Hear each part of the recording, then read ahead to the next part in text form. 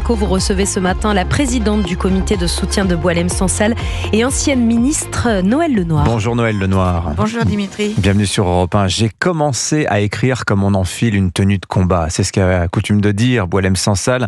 Aujourd'hui, 22 mai, ça fait 6 mois, 6 jours qu'il est incarcéré en Algérie. Son procès en appel devait avoir lieu hier. Alors ça a été renvoyé au 24 juin.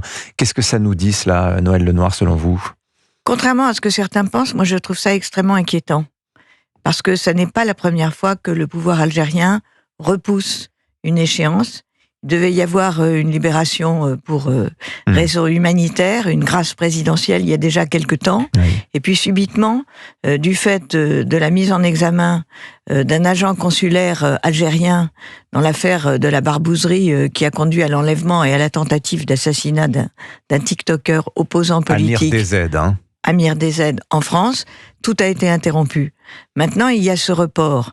D'abord, ce qu'on peut signaler, c'est que le procès était prévu en catimini, ce qui déroge absolument à toutes les règles. Comme le procès de première instance, d'ailleurs, qui avait été une surprise.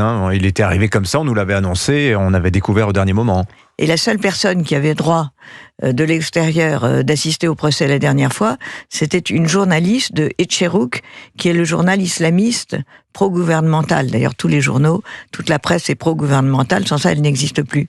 Et donc, moi, je pense que c'est extrêmement inquiétant, d'autant que nous savons que son état de santé est dégradé maintenant. Vous avez des nouvelles directes de Boualem-Sansal ? Nous n'avons pas de nouvelles directes. Oui. Nous avons des nouvelles via des contacts locaux qui ont des échos sur son état de santé. Et je suis très heureuse que l'Institut lui ait fait décerner le prix mondial Chino del Duca, qui est un prix très prestigieux. Voilà. Parlez-nous de ce prix, alors qu'il lui a été décerné hier à Boualem-Sansal. Il a parmi ses prédécesseurs Sakharov, Senghor, Borges, Kundera. Voilà, il y a une histoire aussi de liberté et de littérature autour de ce prix Chino del Duca.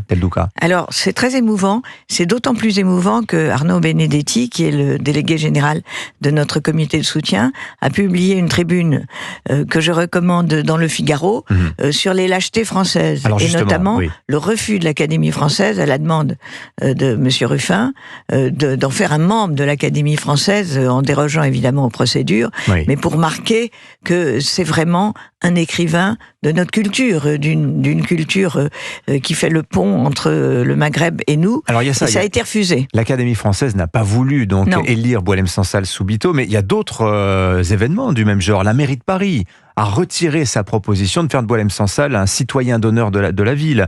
Il n'y a pas eu un mot à Cannes pour Boualem-Sansal. D'ailleurs, ça a indigné David Lisnard hier soir sur CNews. Il disait, alors qu'on a eu des paroles politiques à Cannes pour Gaza, pour Donald Trump, rien sur Boualem-Sansal.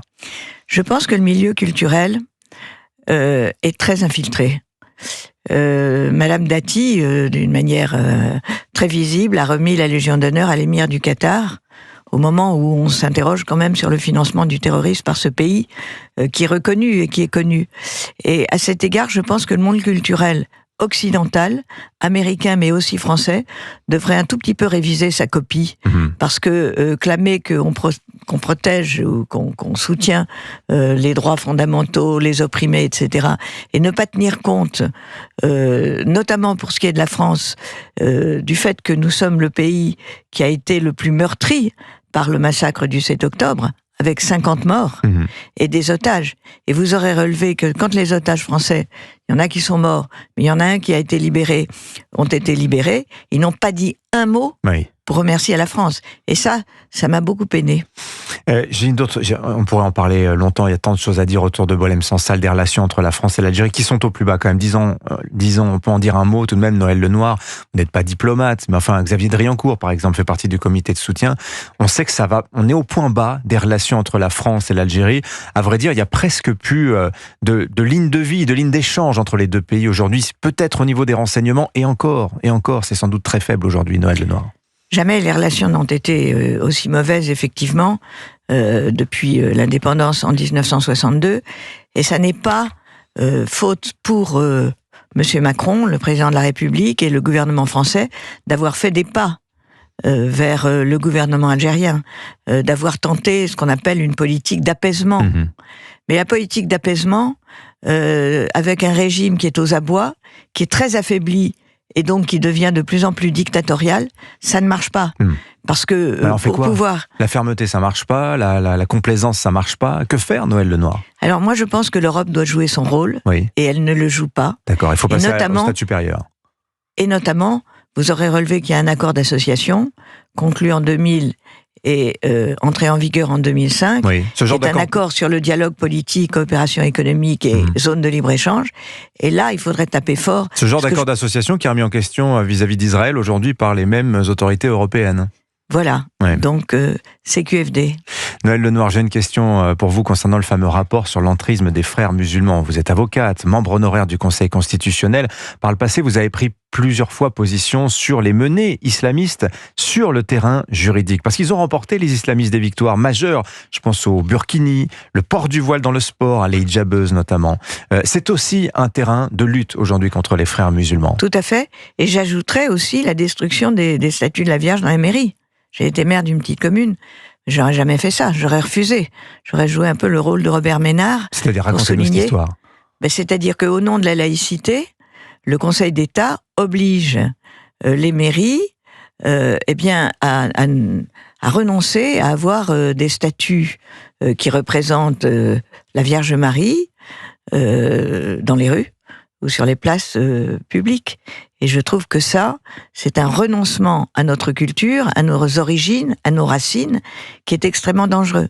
Et vous avez aussi, alors je n'ai pas lu le rapport, donc je ne peux pas le commenter, je pense que ce qu'il contient est connu des autorités publiques françaises depuis des décennies, mais rien n'a été fait, et je considère qu'à cet égard, il y a une responsabilité, non seulement morale, mais juridique, de la France, des gouvernements successifs dans cette affaire, parce que nous ne sommes plus en sécurité en France, largement à cause de cet entrisme islamiste à tous les niveaux. J'ajouterais que, vous l'avez évoqué vous-même, qu'il y a ces recours juridiques, notamment d'ONG. Par exemple, les ONG environnementales sont très infiltrées. L'un des principaux sponsors de Greenpeace, c'est la Fondation des Frères Rockefeller, laquelle fondation est l'un des principaux financeurs des actions BDS de boycott contre Israël, et aussi des associations islamistes pro-palestiniennes sur les campus américains, ce qu'ils ont reconnu eux-mêmes.